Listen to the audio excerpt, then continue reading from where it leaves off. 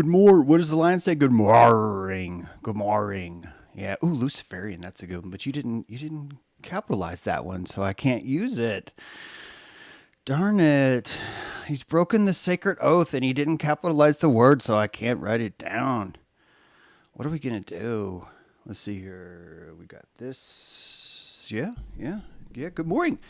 Thank you for being here. Look at you guys. Look at this great witness, gals. There's animals here too. There's probably a dog or cat or two listening. Probably right now. The cat's like licking its nuts. Sometimes there's a cat licking where his nuts used to be. Some that happens with dogs too. And right now he's like looking up. It's like someone's talking about me.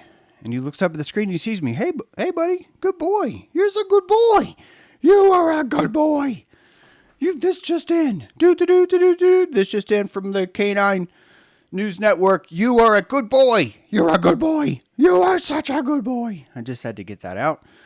You're not muted, right? Okay, good. And you mean that. You don't mean, he typed it in capitalized. You realize, Funnel Roland, that because you typed that word in all caps, it means that you signed a sacred contract with your soul.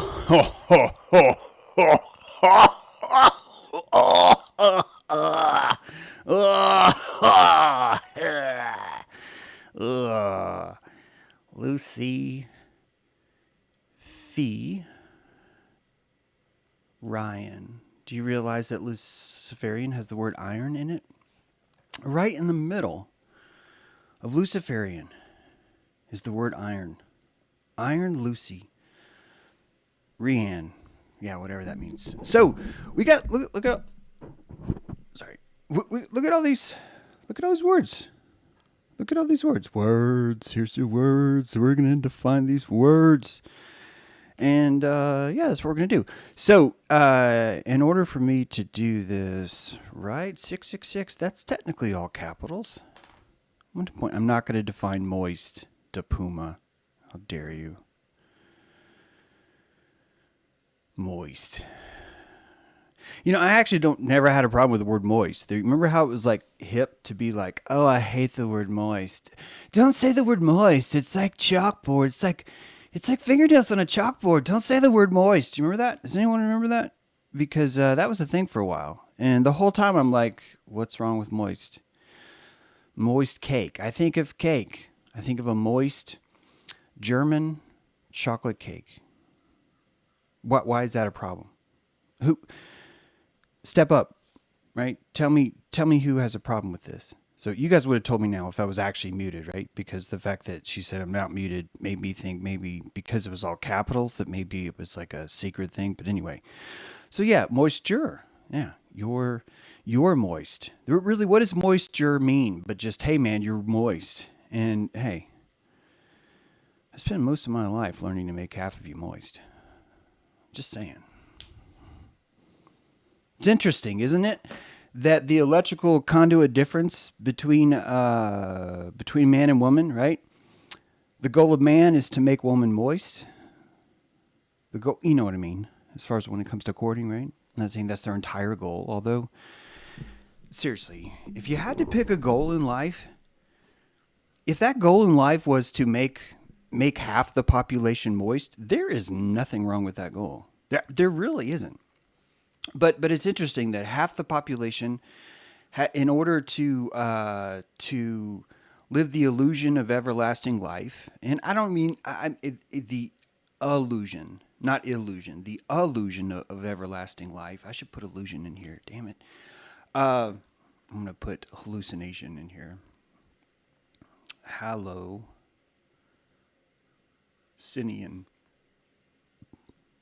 What was I talking about? Oh yeah. Half of us are trying to make the other half moist, and the other half are trying to make the other half hard. Does anyone notice that? How is this not a bakery? How is this whole place not just a bakery, a sex bakery of like, yes, the perfect French bread is hard on the outside, crispy, collapsing yet firm, with a flakiness that still proves itself taunt in the stretch of war, but inside is the soft, moist nay, salty, moist. This is, never really looked at it this way.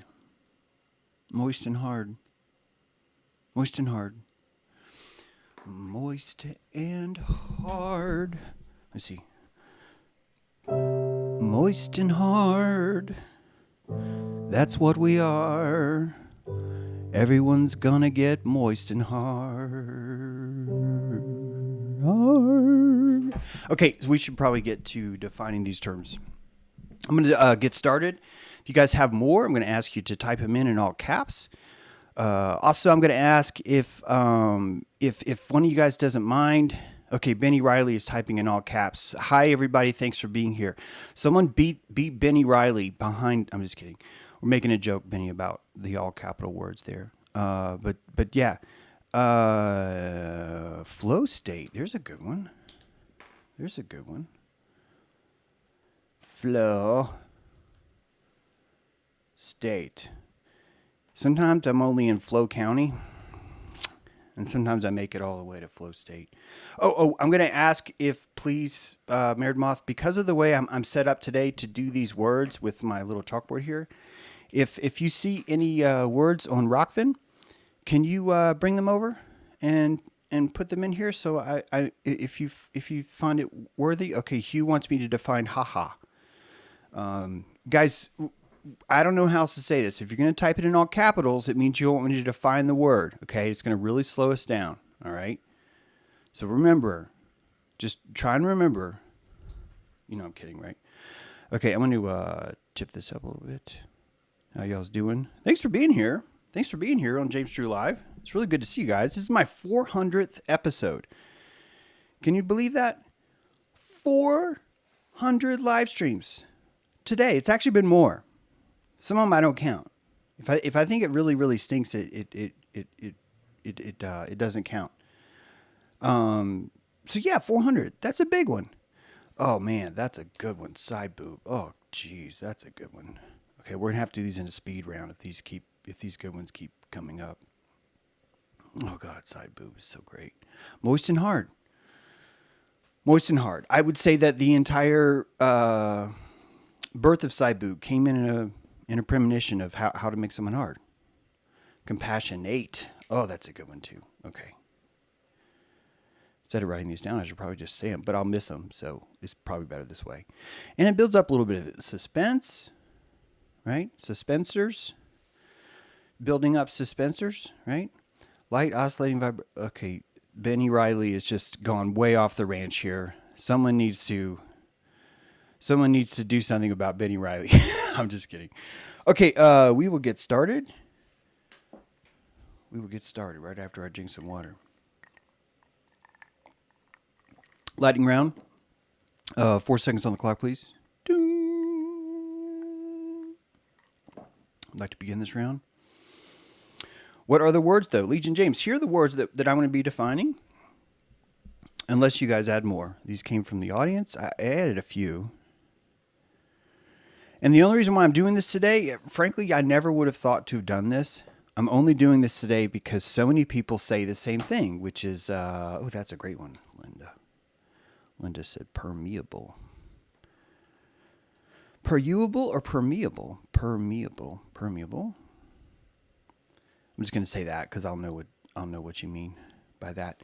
But so many people who are new to my work, that's the first thing they say is, "Hey James, I'm getting used to your vocabulary," and I'm always kind of like scratching my head because I don't think that there is vocabulary. But the more people keep saying it, the more I start to realize, you know what, there's probably some vocabulary here. And I want you to know, first of all, that I don't actually redefine any words. We're going to go through, you test me, prune my lips. But if I go through here and if you find that I'm giving an actual different definition from the word that's actually there, then you tell me. You tell me. What I'm changing, the vocabulary here that we say is actually posture. You can define a word by several ways, and that's going to be based on your posture. What is your posture at the time that you are defining it? And you're going to hate certain things sometimes. You're going to love certain things sometimes. Thank you, Marvelous Meg. Vitriol. And that that your posture itself is going to determine literally what a word means. You do this with people. If you have a certain energetic posture, we're already defining one of the words, posture. Posture is the position that you hold your body in, and most of us take that completely for granted. And if you start to understand the beauty and the calligraphy of your somatic pen, your body, your somatic calligrapher's pen, your writing instrument, that the way in which you hold your body while you're discussing something defines exactly how you see the world. And so when you change this posture, you actually change your definition of the world while you have that. And you do it on a micro level. You don't just do it with your spine. You do it with your face. Most of this is seen in the face. There's a science called reflexology, and you can look more into this. But the idea of how you hold your face is directly congruent to how you define your world. And you hold your face based on what? How you've defined your world. Isn't it funny how it works that way? That the way that you actually see the world is directly congruent to the way you're holding your body or your antenna. And I want you to think about this as an antenna, that your body is an antenna and that your posture is directly congruent to the signal that comes in. It's no different than tuning an instrument, is it? There is not this rational world that exists outside, and if you eat a good diet, then you see that world, and everyone else does too. I swear to you, that's not how this place works. This place is much more fluid and plasmatic. It is much more tied to the imagery of belief, and that your belief is an instrument. It's an instrument that opens and closes itself to the world. I'd like to define the first word now. Permeable versus vulnerable. And that the way that you see the world, you are going to be open to it in a certain way, like a reef. You need the water to bring to you not its purity, but its salt. And if it brings the right salt, and if the reef is shaped in a certain specific way, the body of that reef creates the nodules, the holes, the crevices, the portals for life to emerge. Those are portals, stargates. When you hold your hand in a cup, you are a stargate. You are the vessel. This is the meaning of permeable versus vulnerable. Your vesselness is going to be directly tied to your vulnerability. How open or permeable you are is going to be up to you. We are raised in a society where all of us are told being vulnerable is good. I'd like to do a TED Talk about how important it is to be vulnerable. So look, you need to be vulnerable like all the time, because vulnerable is the only thing that's going to set you free. The more vulnerable you are, the better you're going to be, and you're going to achieve great things because you're going to be vulnerable the whole time. And it's only through that vulnerable that you really, really find yourself. And I'm telling you, that's bullshit. It's bullshit because the definition of vulnerable implies an unsustainability in your life. That permeable is a better word for this, and I'm not being picky. If you think about these words, the difference of these words, what happens? Oh, your L4, right? Your different lumbar in your spine, because you're using this word versus the other word, you end up putting your spine in a certain position, boop, and now you look at yourself and see the world in a different way, and your antenna tunes a different tune, and that you are not required at all, ever, to come out of the house and be sure and be vulnerable.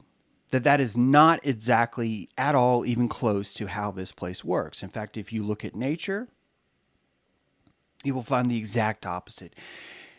And this brings me to my second term, which is natural. And that man has a propensity to insist or suggest that he is capable of doing things that are unnatural. Unnatural. That he has the arrogance inside of him to insist that, well, you're doing something unnatural, that humans have so much power that they can directly oppose God, directly oppose, if you don't believe in God, fine, directly oppose the Scientological God that dictates the mannerisms to which every single part of your life works. Every single tiny part. And it brings you back to this place of nature. And it is impossible for you to behave in an unnatural way. It is impossible. And only through seeing this world as, oh, everyone's acting unnatural, do we miss the entire point of nature itself, because we are assuming that man is somehow above or outside of or beyond that capacity. Which brings us to another word, evil. People get so mad. James said evil doesn't exist. Nuts. He's a Luciferian. James says evil doesn't exist. How dare he say that? And when we look up evil, it says wicked. And when we look up wicked, we see crooked. When we look up crooked, we see bent. And when we look up bent, we're referencing back to basically the concept of a river.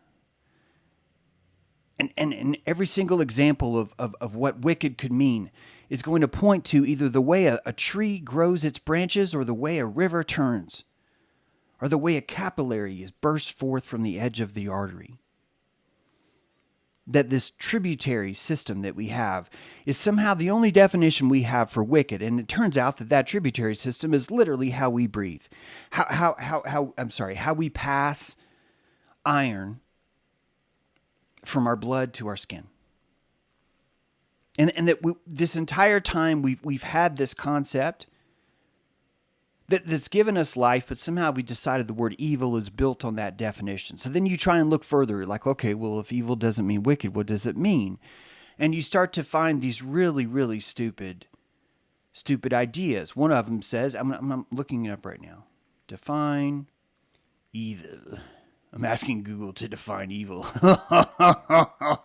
Says, right now Google's like, yes, I will define evil for you, James True. Evil, profoundly immoral. And this immoral makes us have to define moral, doesn't it? And when we define moral, what do we get?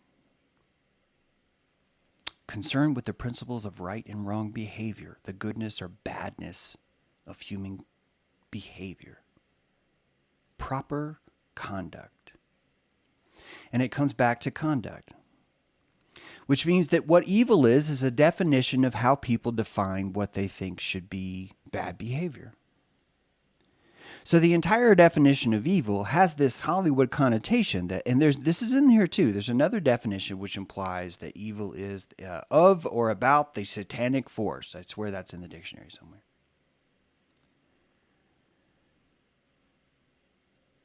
And when you try and define evil, the only time you can really find the definition of evil is in Hollywood. It's the only time, or in people that have lived in Hollywood.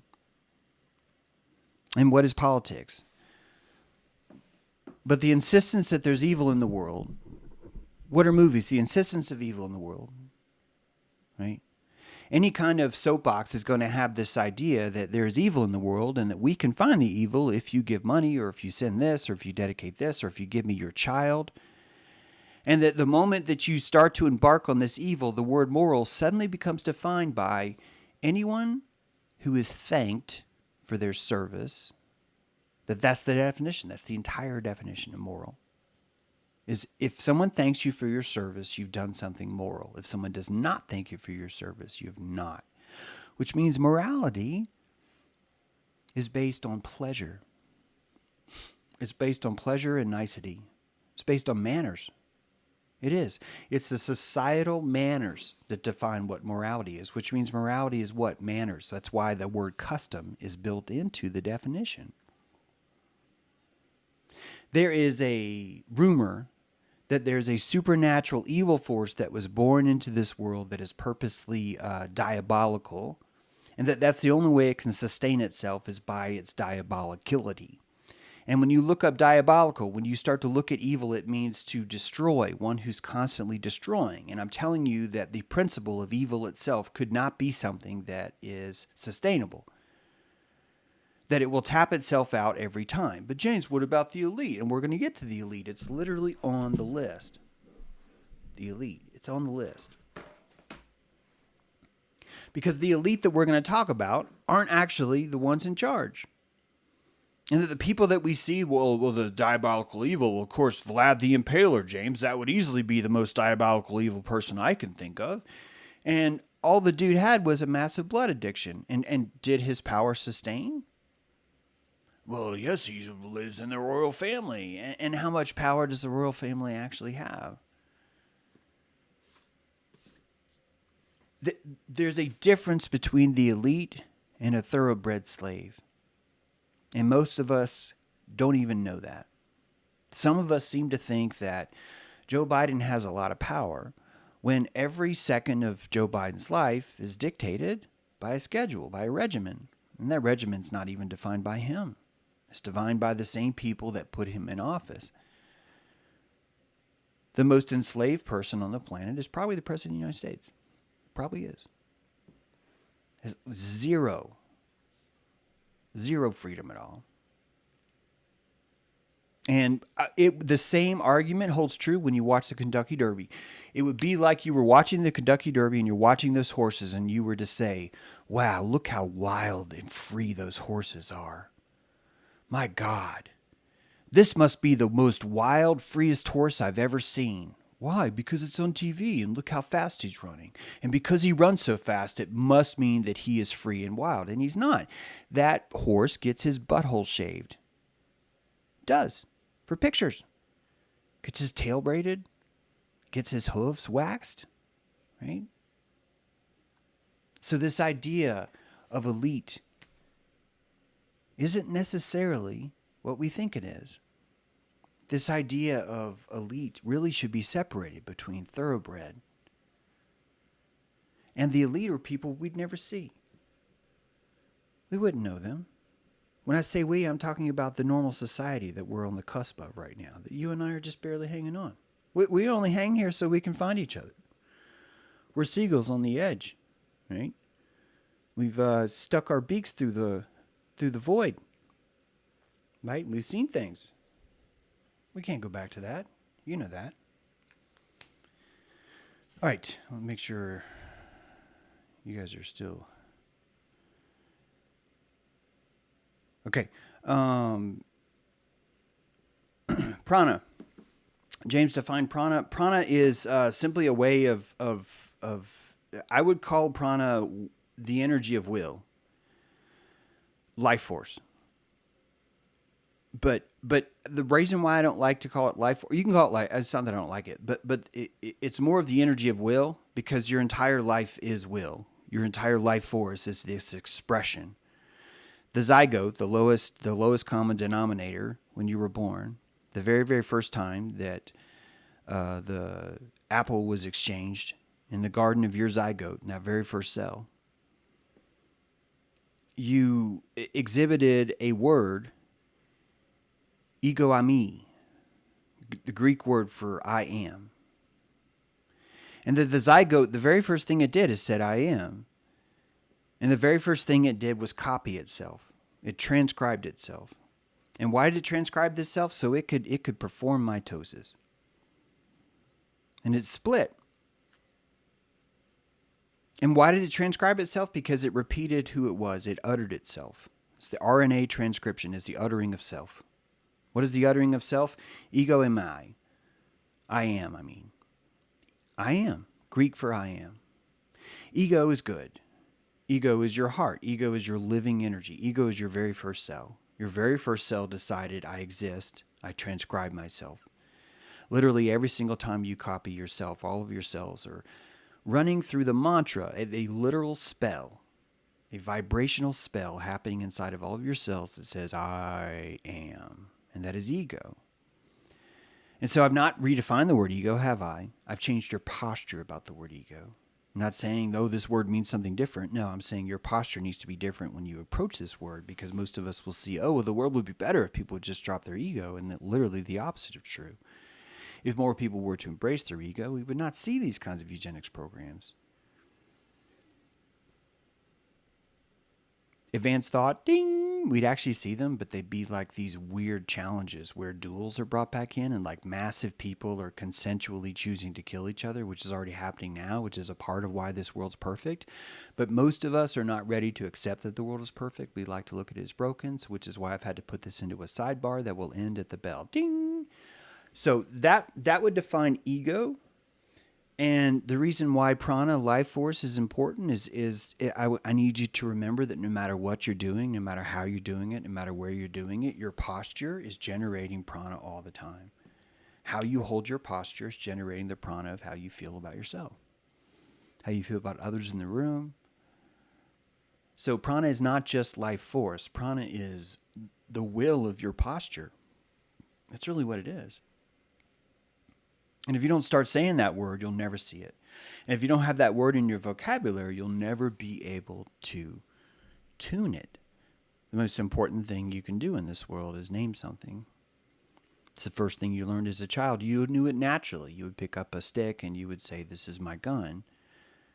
You would pick up your teddy bear and say, this is my Chewbacca. The naming of something is the placement of life force into a plasmic vessel, a holding vessel. Right? A little suitcase. And when you have something has a name, you place all of that pranic into that suitcase. It's sort of like a locker. And the person who identifies the most with that name, with the I am, is allowed to open that and pull the energy out. And this is such a basic thing that plants know it. So do dogs. You're such a good boy. You are such a good boy. That right now, the name of your dog is used in that same capacitance. It holds that place for all that pranic energy, which is why you need the word prana. So I haven't defined that. I haven't changed the definition of that word either. Calories. If you do not understand that your emotions cost calories, you will never understand that feeling is not a free energy device. The sooner you learn that feeling is not a free energy device, the more you start to discern who should get your sympathy. Pizzagate's a perfect example. I don't even want to throw us off here, but I want you to know that there are certain stories that have been injected into the media. I would say most stories that have been injected in the media for a specific purpose, and that purpose is to run a certain psychological thread through your head. A sitcom does it, an infomercial does it, a movie does it, and so too does news stories. They're just all little threads. These little threads are there to invoke the circuit because your prana, the energy of your life force, is there, and they want that, and they know that if the thread can open that prana, you will give it your life force. Who is they? I am they. I'm doing it right now to you. Right now. I'm doing it. I'm saying, hey, can I have some of your prana? Hey, you got some prana right there. Can I have some of that? You done with that prana? You gonna eat that prana right there? You gonna eat that prana? And right now you're like, sure, James, you can have this prana. And it's finite. It's a finite resource. And I want you to value it. I want you to understand it, which is why I use the word calorie. I'm not trying to be fancy. I'm overweight. I shouldn't even be seeing the word calories. I should be doing whatever I can to insinuate that no one here notices that I'm overweight. So why am I using the word calories? Because I fucking have to. Because it's vital for you to understand how energy works. It's completely crucial to this entire operation. You know that. That's why I use the word calories. Someone typed in initiate. I can't recall really using that word, but to initiate would be to init. It's a computer term to start. Yeah, I don't really have a different posture on that. Maybe I'm missing something. Airships. They are airships in the clouds we don't see. There's certain things about this world that are so uncomfortable to behold that we do not perceive them. Many of these are horrible things to see, but many of them are also so spectacular that we simply cannot behold them. You and I might render God as the sun. Why? Because to put it into the context of a single coaxial fire nuclear ball allows it to be in the room where we're more comfortable. And the internal witness of the sun itself burning, that internal source, is the direct coaxial connection, and God seeing everything you do. Oh, God. I'm so embarrassed. But yeah, he's seeing everything you do. All the time. But that is such a penetrating, difficult thing to believe that we simply can't. So I discuss airships a lot. Because I really want you to understand that there are airships right now in the sky, and you go out and you see, and you don't see them because it's too uncomfortable. And it's not necessarily that that airship itself is too uncomfortable, but the implications that are tied to that airship, your amygdala knows that you're not ready to see this, and it won't show it to you. And none of this is made up. Look up my Eye of Ra stuff. This deals with the word aperture, which is the next word. That just as I discussed that you have a posture, so too do you have, this relates directly to your aperture, your ability to perceive the world. Your polyvagus is a central nerve that wraps around all of your organs, and it literally can squeeze these organs and constrict them. And it constricts your posture the same that your crooked posture might do the same. And that if you want to see the world more, you will dilate more of the world, and that you need to work this muscle of dilation to see more of the world. The shaman has worked this muscle more, probably through some form of psychic rape. Something has happened to them in a way that was so penetratingly dilating that they were unable to see the world as they used to anymore.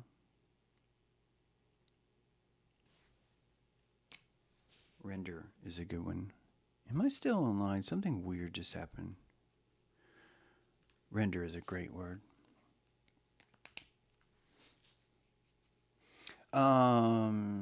So your aperture, I'm not going to define it more except for just to know that your polyvagus is literally squeezing or opening the vessel to your consciousness understanding more of the world. Serotonin, dopamine, and melanin are the brake. Serotonin, the clutch, gas, and brake of this aperture system. And it exists. It's inside you. It's literally how you perceive the world. Render. This is why we render the world. Your occipital lobe. There's nothing in science that actually knows for sure which things comes first. The occipital lobe or the eyes. There's nothing in the science, and I can prove this, that your house works the same way. If you don't know electrical stuff, this isn't going to make any sense, so just forgive me, so I'll say it as quick as I can. But your entire power can go out of your house. You can plug a generator into the wall, any wall socket on your house, any wall socket. And you can fire up that generator, and now every outlet works. And if you found this house that had a generator in the upstairs bedroom, and that generator was plugged into the power of that house, you would think that the entire house works through the second bedroom upstairs, and that all of the power comes from there. And you would have no idea the entire time. The entire time you would have no idea that actually was not how the system was designed to work. That it just looks that it works that way due to the power outage switch.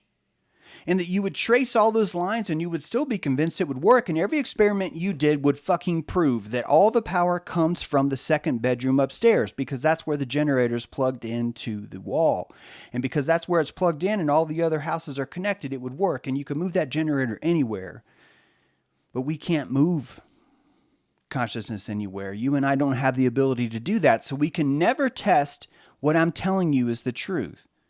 And when we trace these wires down the garage and they go outside and they go to this other box and they go to this box that goes to the pole, it doesn't matter that we see that, because the energy seems to come from the upstairs bedroom. And why would it not? We are living the I am. We have fired up our generator. Our generator is now running because our house is autonomous. It is conscious. It is alive, which means we are no longer receiving the signal from the umbilical cord. And your occipital lobe works the same way. You do not know that reality comes in through the eyes. None of us know that. In fact, I would argue the opposite, that reality comes in through something else. It's through this pineal. I'm getting way off topic. We have a lot of words to define, but as precisely as I can say it, all of this is going to be defined by your aperture. And all of this reality is rendered to your eyes based on what your amygdala deems comfortable enough for you to see. Deer in the headlights. Doesn't want you freaking out. It doesn't want you turning into a fainting goat and falling over because you walked outside and your amygdala forgot to hide the fact that there's a giant eyeball that's staring at you the entire time. And if you were to see that in the true reality of what it was, you would just fucking flip out and you would never leave the house again. That's how it works. And that's why this world is rendered. This is not a simulation. This is a render. Your world is rendered based on what you can take, on the power of your muscle, right? The power of your muscle. Leaking. Next word. Leaking. Shedding. These go under the term of victimhood. I use the word victimhood a lot to simply mean the word venting. When we offload excess energy, it will look emotionally like victimhood. I am not here to extinguish victimhood. I am here to make us aware of victimhood, because when we see our own victimhood, we have a better posture for it. Be no difference than if I was to suggest, hey, did you realize that you're peeing right now? Like as you're talking to someone, and if someone's talking and they're literally wetting their drawers, but they don't know. In fact, if anything, they think that you spilled warm tea on their lap. And they're blaming you now because you spilled warm tea on their lap. That is what victimhood looks like. And it looks like that because most of us do not understand that we are shedding energy. We are shedding calories. We are shedding electricity. Our warp core is too hot. Captain, she can't take much more. We've got to drain the warp core. Quick, let's go over here and be insulted by someone. And we go and we look to be insulted and we hope to God, can someone please insult me? And we know exactly who to go to. We know exactly what to say. We know exactly how to manipulate the conversation into a place where they will fucking insult us because we were trying to leak energy. I swear to you, it works this way. And when you understand your true tenor and your true capacitance as you relate to other people, you will watch this behavior and you will go, oh my fucking God, I just saw it. Holy shit, look at what's going on. And you start to understand how intricately beautiful the human body is. And it's all electrical. It's all an electrical system that's running on this pranic, caloric ego. And it's good. And the more ego, the more energy you have, the better person you will be. So I'm not here to end leaking. I'm here to make us aware of it. There's a time to pee. I'm not suggesting none of us should ever pee anymore. Some of you are into urine therapy. I would not do that to you. I simply want you to be aware of when you're peeing. Right? That's why I refer sometimes to this reality as a kiddie pool, and all of us are peeing in the kiddie pool, and all of us are pretending it doesn't happen as we're drinking the water and spitting it at each other, and we're laughing, going, and we say things like, well, I didn't mean to do that. We say, well, I didn't mean to pee. It doesn't really matter, does it? It doesn't matter. I could walk in and just punch you in the face and say, well, I didn't mean to do that. It wouldn't really matter. It really wouldn't matter. And the reason why we say things like, I didn't mean to, is because we're trying to establish this false reality where we do things accidentally. Because if we can do things accidentally, it would be the same as being able to look at God and say, oh my God, that's not a fucking giant eye. It's just a giant fiery ball that has no consciousness at all. They can't see a thing I'm doing, which is why I'm picking my nose and peeing on myself. Right? So understanding our posture, some of us are born directly in the morning in victimhood. Why? Because we want to shed less. When you go on welfare, you start to say, I have disability. I have disability. And you literally start to tell people, I can't work because I will lose my disability. And why? They've learned and found a way to vent and shed and victimize themselves enough to profit. And most of the world works this way. Most of us will be penalized when we stand up. Most of us will be rewarded when we sit down. Bioregionalism is a great word. Thank you. There is leaking and victimhood. I've run out of places to type. Bioregionalism is the idea that Bioregionalism is the idea that instead of having a top-down government, that instead we would percolate government up from the soil. The Iroquois Confederacy was the first, or not the first, but probably in our known history, the first and longest lasting bioregional form of government. And we live in a top-down system, but bioregionalism would be the bottom up. It would be percolated up through unanimous consent. I'm glad I could define that. Capacitor is an electrical term. Same definition. If you look up what a capacitor is, it's one of those tubes. If you're not familiar with it, it's like a little cylinder, and it's just wrapped paper. And the paper is wrapped. It has two sides, and it's separated. So having two sides with the separation there allows some kind of, I think alkaline might be the word here I want to use. But basically, you're setting up where half of the one side of that paper that's wrapped up is the anode. The other side is the cathode. And at any point in time, you can literally store this thing on a shelf, these capacitors, for months, years even, and pull them down later and pull that, and that charge is still there. It's just waiting. And so a capacitor, you are full of capacitance. Most of your hips are capacitors. People don't know this, but if you ask anyone who does yoga, you'll know that if they're like teaching, ask a yoga instructor, and they'll tell you that whenever they go through certain hip exercises, a lot of the room starts crying. Why? Because the capacitor for these emotional capacitors are stored in your body. And one of the ways you will find them is in your hips. It's part of the reason why the skull and bones choose the femur bones. What did you just say? What, James, go back. What did you just say? Yeah. Skull and bones. Think about why those bones. Why would you want the skull and those bones and the hips, right? And the femurs? Why? Look up the yoga thing. Look it up. Look it up. I dare you. I dare you. Go ahead. Look it up. Luciferian. Luciferian is a word that it's the modern day word for witch, which used to mean all the bad problems in our life can be assigned to one person. And if we pick out this person and pick the best one, we can literally touch them with our sin and blame them for everything. And that's what a Luciferian is. And so most of your flat earthers are like, oh, the Luciferians are lying to us, and they're just witches. They're just witch hunters. That's all they are.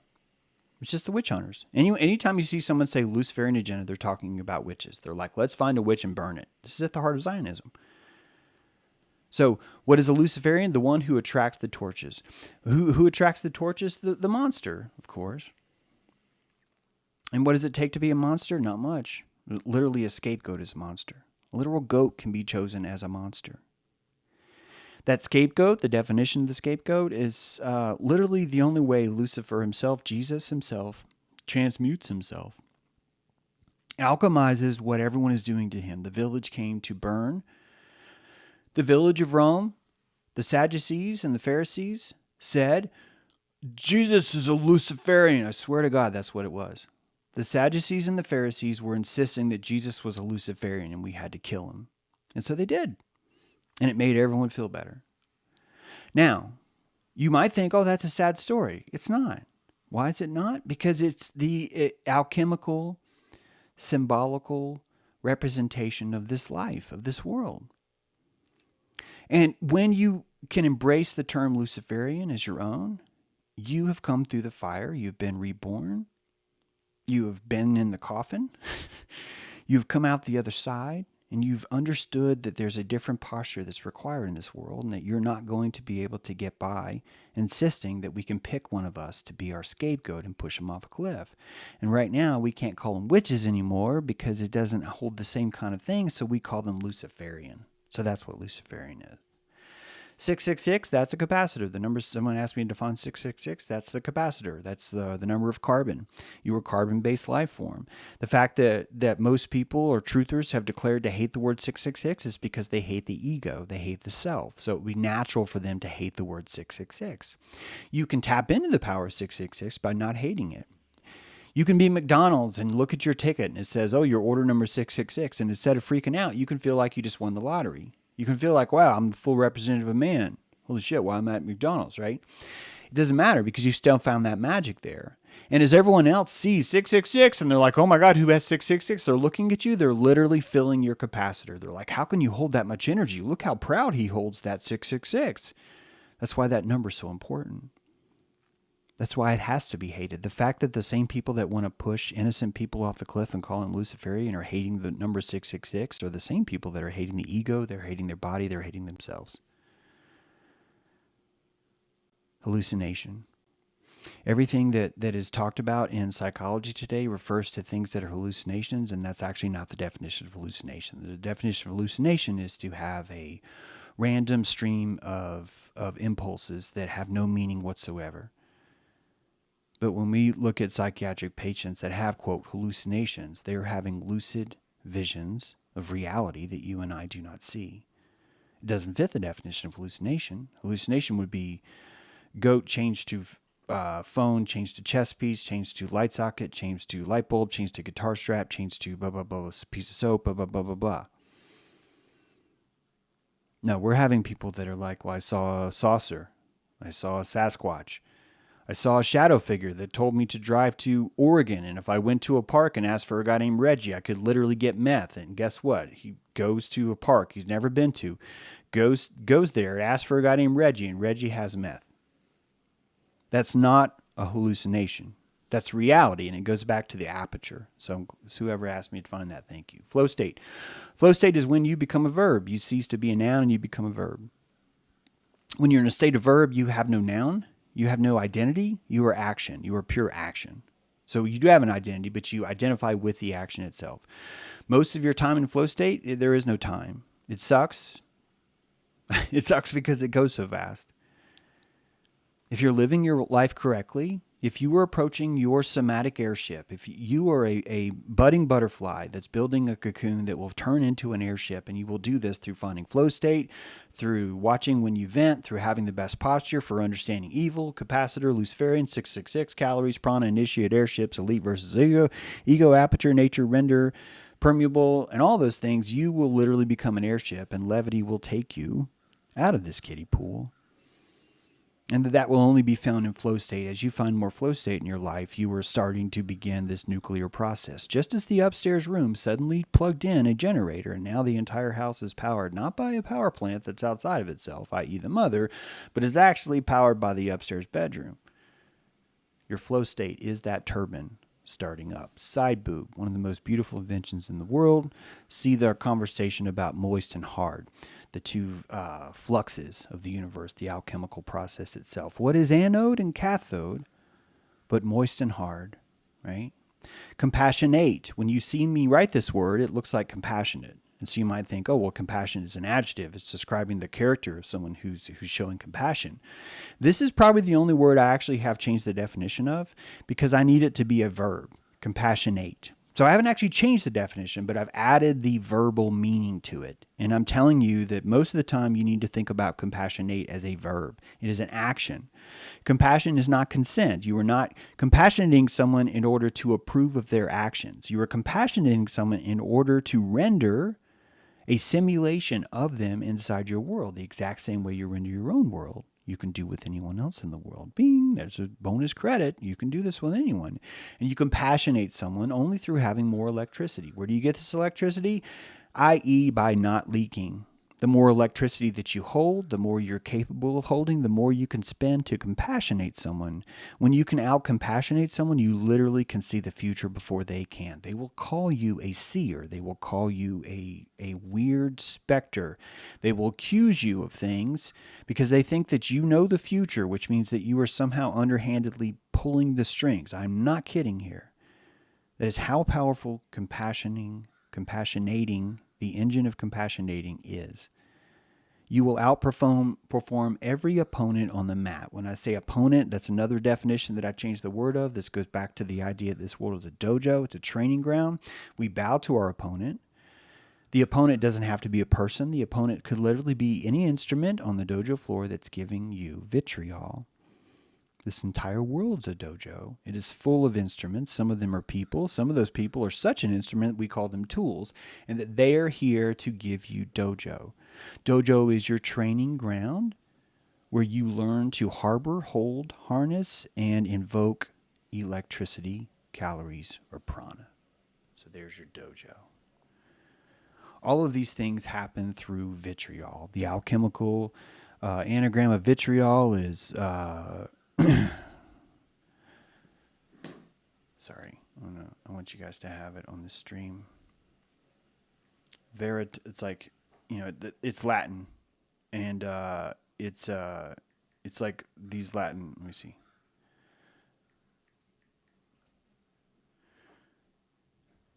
Well,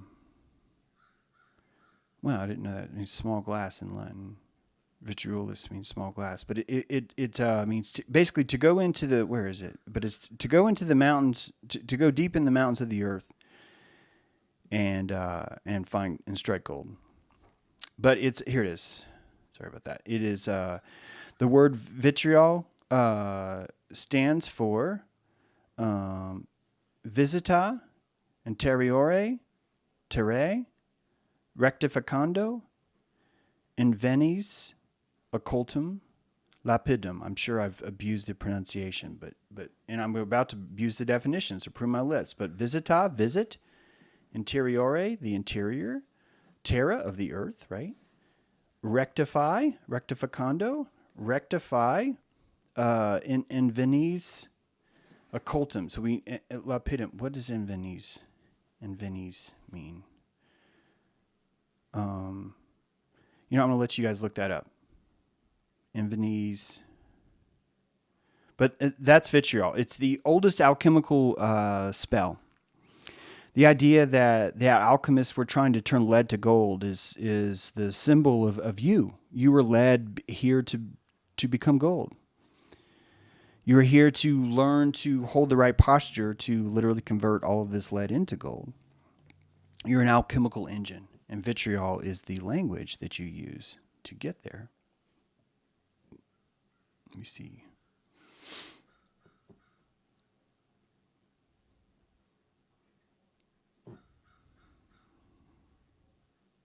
Ooh, vectored will. Damn, that's a good one too.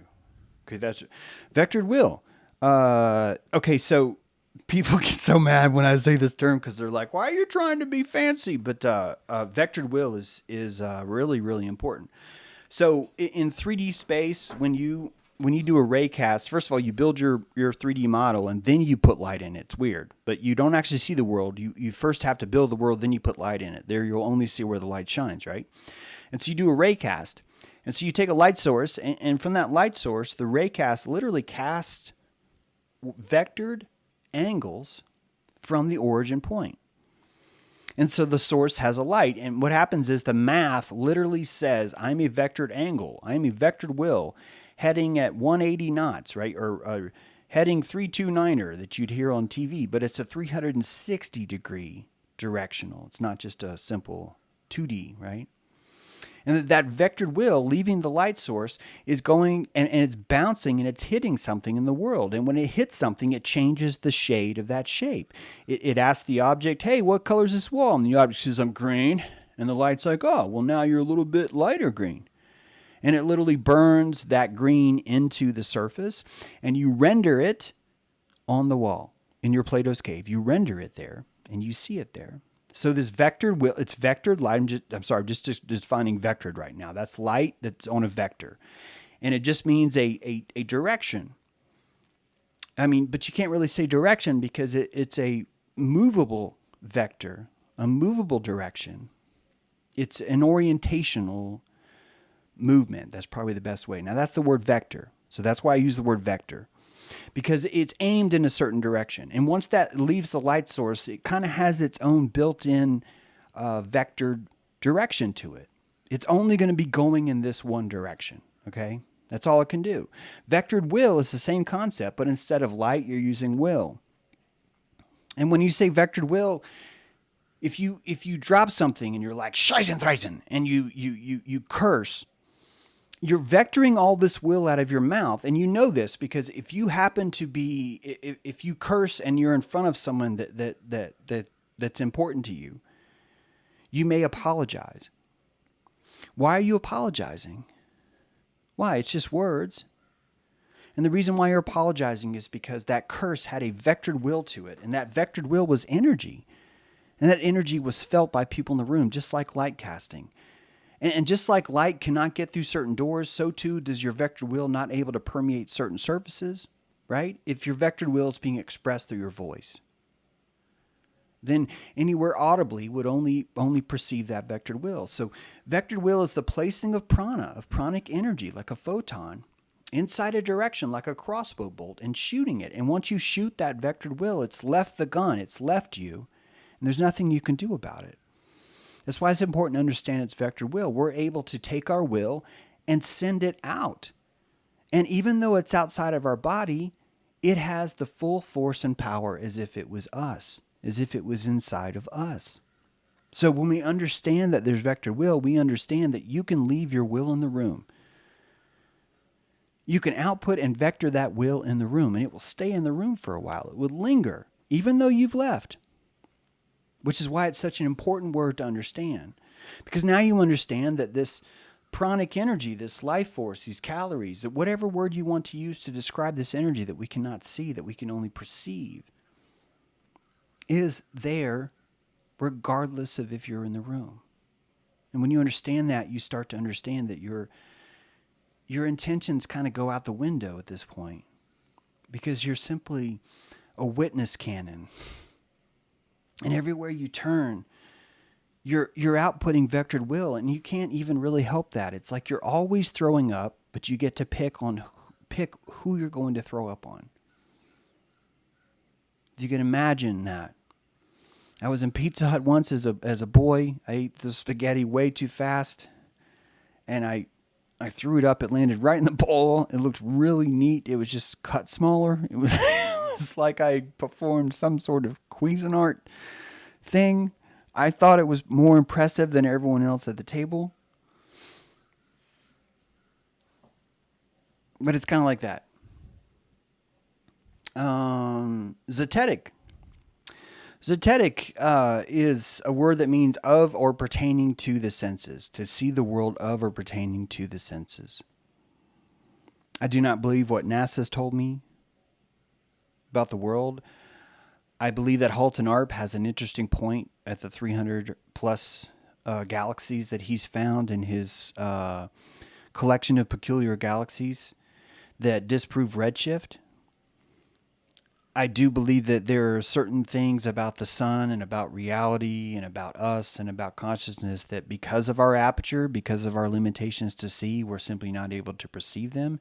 And science has no way of touching or tangibly experimenting with those things. And so therefore they're just left out. And this brings me back to the word zetetic. It's an old word. If you look at the history of this word, it was used much more in the 19th century, late 19th century, early 20th century. And it simply means experientially presentable or seen. I'm sorry, perceived. It's got the word witnessed built into it. Zetetic you could say that which is witnessed through your senses. And that you can build an entire world zetetically. And the only way you can build the entire world zetetically is admit that nature is full of lies and camouflage and deception. And that's one of the most beautiful parts of nature. Most flowers are deceiving. Most plants are deceiving. Most animals are deceiving. And part of this deception is romance. Most women are deceiving. This is romance itself. There's nothing wrong about this at all. We live in a world of lies, but we want to insist that we don't. But when we can understand that, we can actually comfortably navigate ourselves in this world, understanding that it is full of lies, but we can only do that if we embrace Zeteticism, which means you would have to drop everything that you've ever believed and rebuild your world from scratch. This is what Flat Earth does, and most Flat Earthers just simply cannot get out of that first room.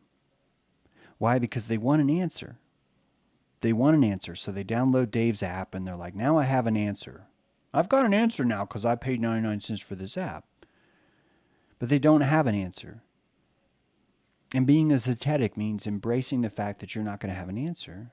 Not only embracing it, but learning to find how powerful that is.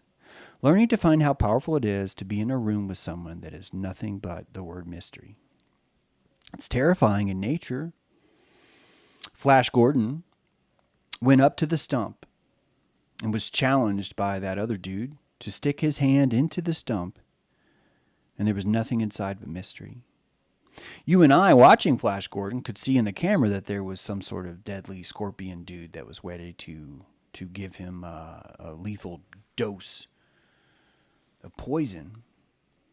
But all Flash Gordon had was mystery. That's all he had. This is at the heart of Zetetics. It's at the heart of what is. In fact, speaking of there's also what this is. And Haxity, I've always thought it was Hacity, but it's Haxicity. The thises of things. I've never actually talked about that word. Oman just typed it in for me to define, so I'll tell you. It's probably the most pretentious word I've ever heard. The way it's spelled. And even the thisness. Oh, you have thisness to it. But anyway, the viscosity. There's a new word. Instead of viscosity, there's a viscosity. Egregore, in case people don't know, most people know what egregore is, but it's the psychic spiritual conglomerate of a room or a community or a town or a group. This is why bioregionalism is so important. But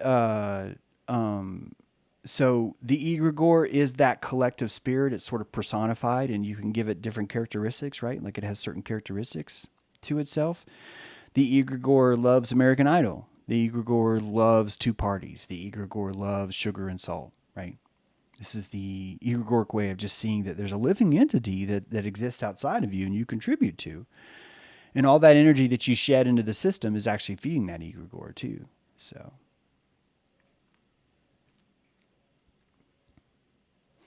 that's egregore. So a lot of times when you're talking to someone, a lot of people consider what's popular or hip to say is to simply be egregoric, which means they're just simply responding to what's in the egregore. A lot of, I would say AP and Reuters would be the central voice of the egregore. And simply because that's who we ourselves choose to listen to. I do not think that there's an external individual consciousness that's controlling this. I think it's all collectively us. All the things that we didn't intend to do, but we did anyway, that's the egregore. It's unrequited will.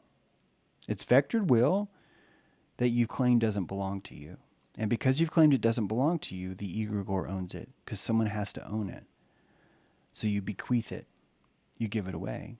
And it's part of what makes our world so difficult, is all this unclaimed energy is masses somewhere into a giant pain body. As Eckhart Tolle, and the pain body will rise over the country. And once the pain body comes over the country, it will come through Atlanta and say, hey, I have a pain body. And in New York, people will say, oh my God, look, it's the pain body. And the pain body will be there. And this is basically just the egregore. My impression of Eckhart Tolle. Homunculus. So, homunculus, literally the definition of that is a smaller representation of a man that's able to alter or change the larger representation of the man. And what's fascinating about that definition is when you look up homunculus inside the scientific literature, or anatomy, look up homunculus, you'll see that the brain has routed all around it, kind of like on the band of my headphones here on the top of my head. And it's ironic, but this band on my brain contains my homunculus network, my Wi-Fi, not my Wi-Fi, but my network. My network of all my senses are routed into this band around my head.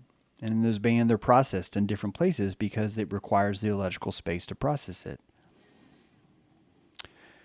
The homunculus earth, I think, is necessary to understand Zetetics. Why? Because Zetetics says the only thing that's real is what we are sensing. Therefore, really, if we look at what reality truly is, it would be our homunculus, which would mean that reality would actually be all of this. These headphones that we're wearing is a symbol of the headphones that our brain has on. Because our brain is listening to these senses on the homunculus radio. And that homunculus radio is pooling a rendered version of reality that's going to fit the most comfortable for our pilot in our seat who's watching it through Plato's cave. And this signal, right, comes in through the pineal, processed along this homunculal band. That reality is sent back to the occipital lobe for the painters. The painters paint what that will look like. They pass it through the amygdala. The amygdala says, yes, yes, no, no, no, take this out, blur this. It censors it, PG-13's that shit, and then sends it down finally into the retinal wall to paint. It controls what it censors through the secretion and the inhibition of dopamine in the eyes. It's literally how it works. Melanin and dopamine run most of our sensory vision. And that comes back into the aperture stuff. Did we do side boob yet? I simply just declared the side boob was one of the greatest inventions, and that the moist hard thing is probably what brought side boob into the world. The capacitance of moist and hard brought us side boob, and that's not a small feat, my friends. Something should be. Yes, very different definition for male side boob. Very different. Most of these have very different definitions. Your homunculus halo is quite impressive. That's right.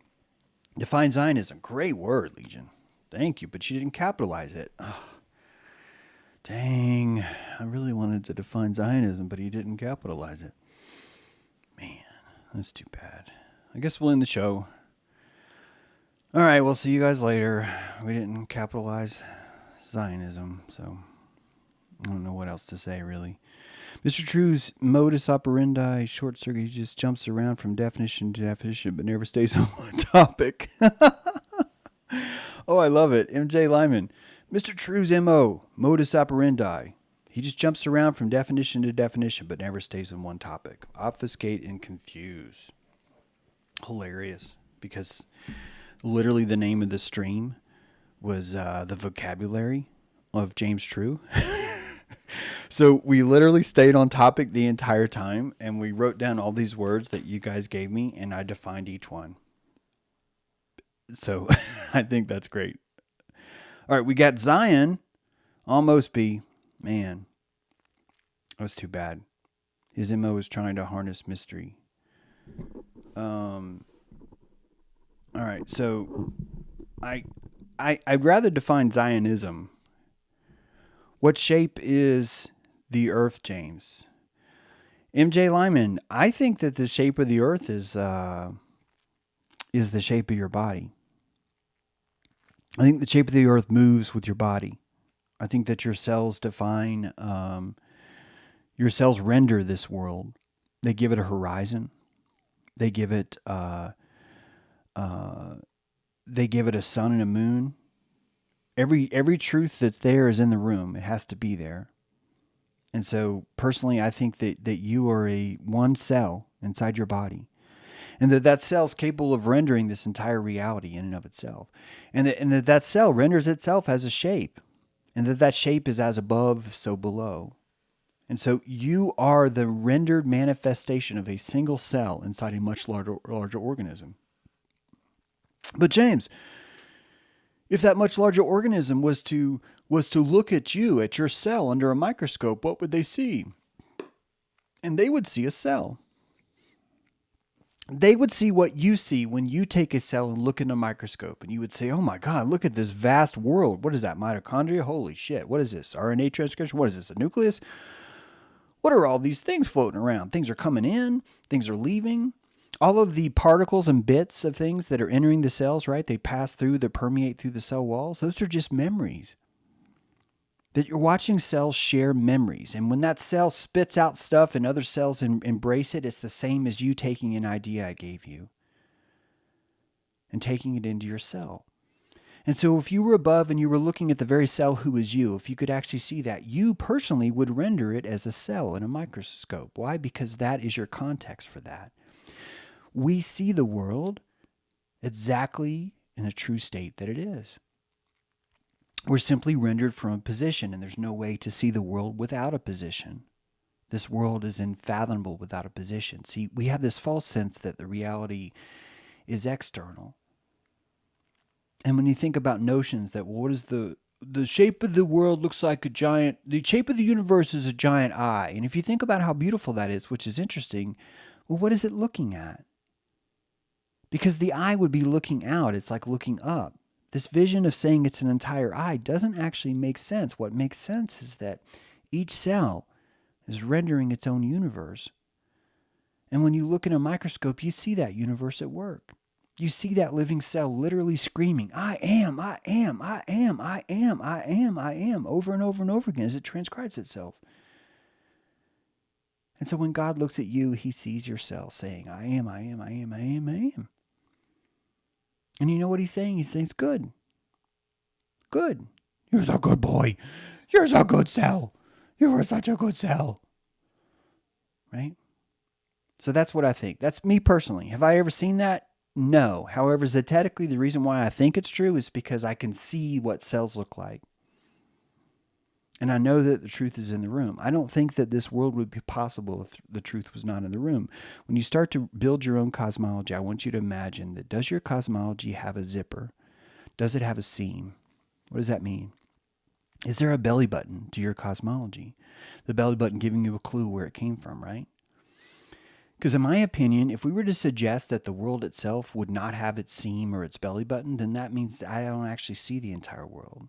But I believe zetetically that I do see the entire world, that I'm just only seeing what I'm comfortable enough to see, which is why I've reached this conclusion that I am but one cell in a larger body, expressing itself and rendering itself in all the detail that any cell would, because the cell is teeming with this witness. It's the heart and spark of life is witness. It's consciousness. It's not matter. It's consciousness. It's not even spirit, because spirit is what we would attribute to matter that we think is moving around. It's so much beyond that. It's so much more fundamental. It's consciousness. And so our consciousness renders the intricacies of this world on demand. There's not a single computer in the world that would be like, let's render the entire dungeon engine to this guy's computer all the time, and then just show him a little tiny bit. There's not a computer that could even survive doing that. It would be pointless, a waste of energy, and it would ruin the render. So what does it do? It waits for you to say where you are in the world, and then it renders that world to you. It says, well, what would the world look like to this guy at this place? And all the detail engines, all the fur modules, all the vegetation modules, all the things that build in the detail would be built on the fly, on the video card, rastered and rendered at the final on the fly so you could see them. And that would exactly be like what homunculus Earth looks like. It would fit the same thing.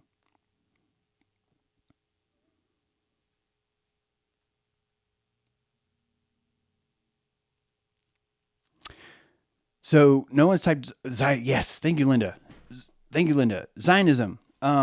Most people will think that Zionism is a certain thing, but actually, if you look at deeper, if you really look at the heart of the word, so I'm not changing the definition, but I'm asking you just to look at the definition. Zionism, the belief in Zion. Zion is the promised land of perfection. Two points here. One, promised. Okay, the fact that something is promised has a lot of pranic tentacles attached to it. There's a lot of tentacles there, right? A lot of expectations. And there's nothing in the natural world that's been promised. That there's not one bird, there's not one squirrel, nothing gets to say, well, sorry you can't be there, but it was promised to me.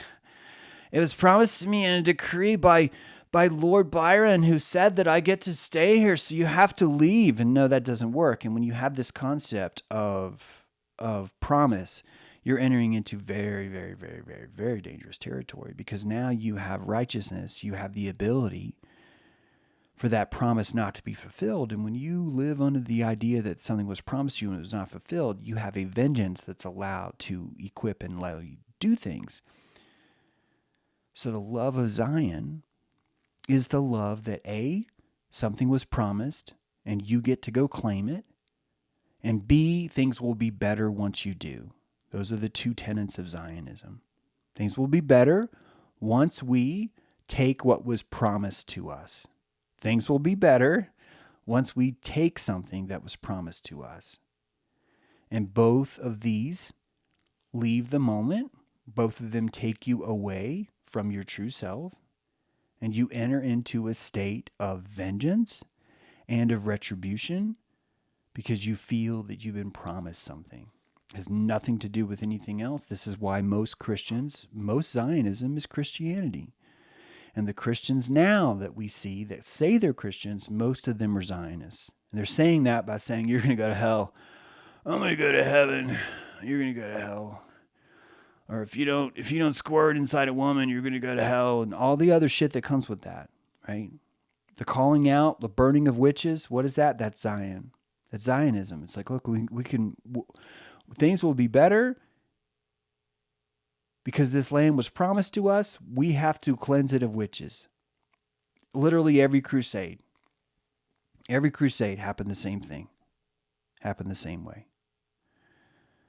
The Talmud was a verbal, for thousands of years, the Talmud was just the verbal teachings of early Judaic thought. It came before the Hebrew Bible or the Old Testament. After a while, it was written down.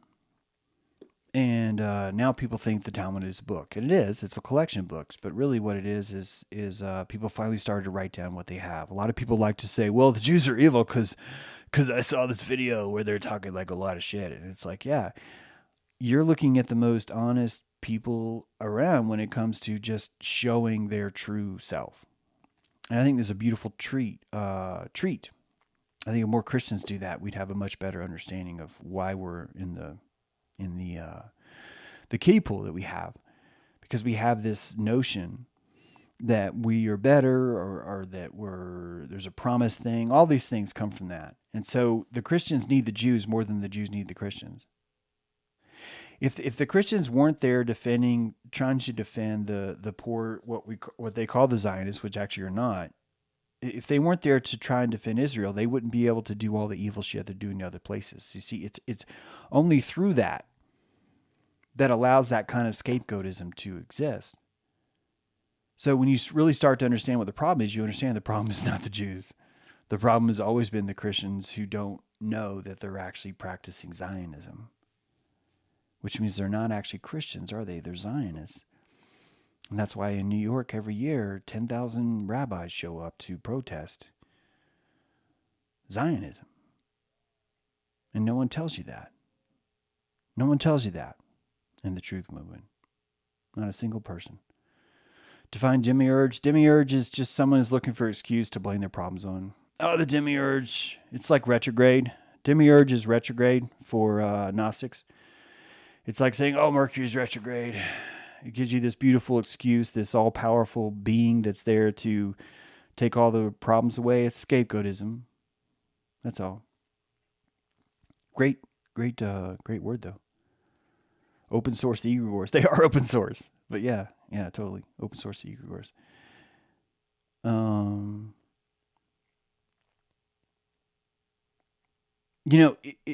If you think that the Jews rule the world, I bet if you watched Mad Max, when they chain Mad Max to the front of the hood ornament, and they're like driving into battle, and she's chained to the front of it.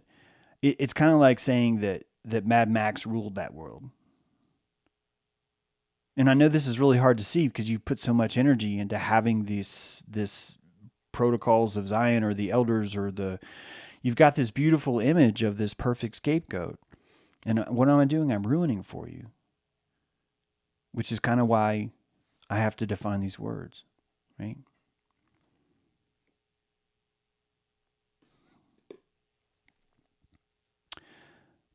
Well, good. As a J2 newbie, thank you, Monica. This is exactly what I was hoping. I was hoping that someone who's new to the show might find this to be helpful, because there's a lot here to consider. There's a lot here to consider. Oracle, one who speaks the future. And how do you speak the future? By compassionating. You compassionate the future. That's how you speak it. That's how you speak it. All right, I'm going to sign off now because we have airship at 12:30, and I'm really excited about that. So yeah, come to airship. Also, I have not changed the ticket price for 5.5. You can still get you can still get a $99 ticket right now, and so I encourage you to get that ticket now. I'm going to change it. I've got family. I've got some friends coming. I consider them family. I've got friends coming to town today. I've been filming stuff all week for a new video of the sarcophagus upgrade, and I just haven't had time. So, and I could use the money because I need to buy a few more. I need to buy some art supplies, guys. Guys, I need some caulk, man. You got any? I need some. Let's see. I need some 1/4-inch nails. I need some sandpaper. I need some joint compound. I need. I really want to get this tool chest. That would just so help. So yeah. If you want to contribute to the art fund there, I encourage you to buy a ticket, especially today. That would help a lot. But if not, that's okay too. It's going to be a great show. Ticket sales are already way better than I expected. So it's already going to be a great show. But buy another ticket. I'm just saying, I'll be putting that money into some more art supplies here, so it'll be pretty cool. So we look forward to that. So thanks for being here. Benny Riley, thanks for taking my little poking at you there. Hope you enjoyed it. Is there a high magic? I don't know. I have not talked to Sark yet, and I have friends in town. I'm pretty sure there probably is going to be, but I haven't actually run that by Sark. By the way, I had to upgrade my phone. Another reason why I'm like, buy a ticket. But I had to upgrade my phone. And so I normally talk to Sark via Telegram. And Sark, just so you know, that I haven't been online. But today, apparently, I think downstairs I think the phone's here. So I should be able to get online. We'll figure that out for High Magic if it's tonight. If it's tonight. I don't know yet. So no, I can't get my supplies from Walmart. Thank God where I live, MJ, Walmart's really far away. It takes 45, maybe 55 minutes to find a Walmart from here. It's pretty cool. If only the magic cookies were that far away. This, man. If only these magic cookies. There's this bakery. They bring magic cookies up to the top of the mountain. If only they were as far away as Walmart. All right, guys, have a great day. Thank you so much. Really appreciate you. And yeah, we'll see you next time. Did we get that link in there for the tickets? Get your ticket to 5.5. It's gonna be a good time. It's now a 2-day event. It went from a 1-day event to a 2-day event, and prices did not go up. Remember, the ticket includes catered food. Catered. It'll be interesting. You should come. It'll be great. See you guys next time. James, don't talk. Don't talk during the... Don't do it. Guys, have a great day. Thanks for being here.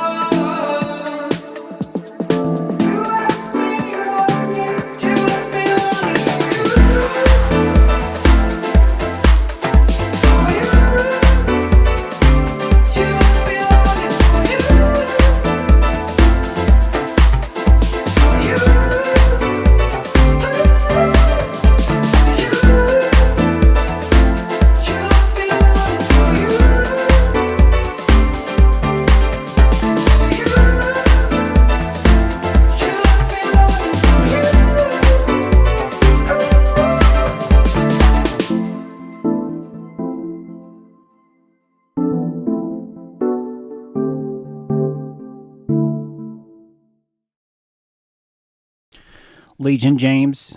Legion James, please support to the main desk for your award for